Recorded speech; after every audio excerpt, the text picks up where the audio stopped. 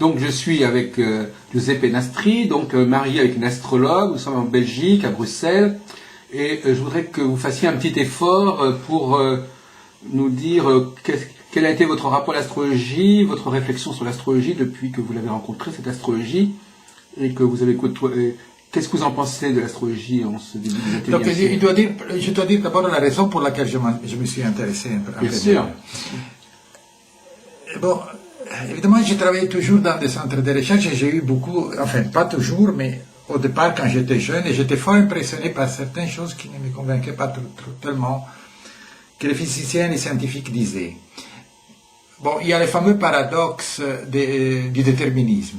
C'est-à-dire, c'est un paradoxe qui a été mis en évidence par Stephen Hawking, qui est un physicien anglais qui, bon, il disait, si le déterminisme était absolu, il devrait régler aussi notre manière de connaître.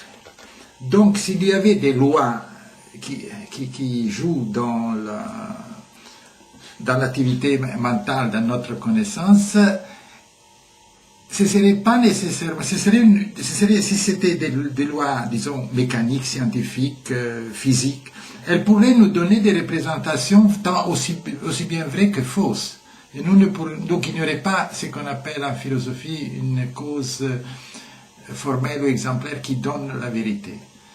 Donc nous serions comme dans une salle de cinéma, on pourrait nous faire croire tout ce qu'on veut, ce que les lois déterminent. Donc j'ai trouvé ceci toujours un paradoxe. Je n'ai jamais voulu accepter le déterminisme scientifique. Donc j'étais déjà en difficulté, en délicatesse, disons, avec la science. J'ai voulu voir si l'astrologie qui était tellement décriée dans le milieu scientifique avait un peu plus de sel là-dedans.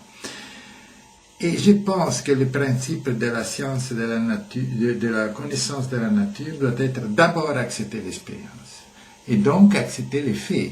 Et donc, s'il y a un astrologue qui fait une prévision ou qui annonce quelque chose et ça fonctionne, il faut l'accepter indépendamment de l'existence d'une théorie pour expliquer comment ça se passe. C'est ça le point. Donc la connaissance doit être antérieure à toutes les explications ou même les... Je ne voudrais pas dire l'excommunication, mais quand vous décriez ou vous rejetez quelque chose, comment vous dites. On ne peut pas écarter des faits parce qu'il n'y a pas une théorie pour les faits. Par exemple, on ne peut pas écarter les miracles parce que ça ne colle pas avec une vision, disons, intégriste, mécaniciste, ou déterministe, ou pseudo-scientifique. Et voilà pourquoi m'intéresser à l'astrologie. Je voulais voir si cela marchait. Alors, il y a je vous pose plutôt deux questions que donner deux réponses. La première, est-ce que il y a une statistique ou un calcul de probabilité pour appuyer les prévisions des astrologues? Ça, c'est la première question. Je ne sais pas si c'est ça le point. Et deuxièmement, comment se fait-il, et ça c'est vraiment un problème qui n'a pas de solution, à mon point de vue, évidemment, si la solution n'est pas facile, si elle existe, et je conclue, est très forte dans cela. Une interprétation symbolique qui donne, basée sur le ciel, sur la position des planètes, les angles et tout cela, et comment une interprétation symbolique peut avoir un rapport avec une réalité terrestre. Ça, c'est vraiment quelque chose d'extraordinaire.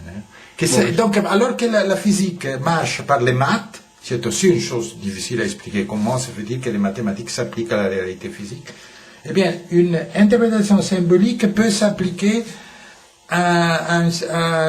au rapport entre le ciel et la terre. Ça, c'est vraiment quelque chose qu'une barbe de philosophe ne peut pas expliquer, je pense. D'accord. Je vous laisse avec ça. Merci.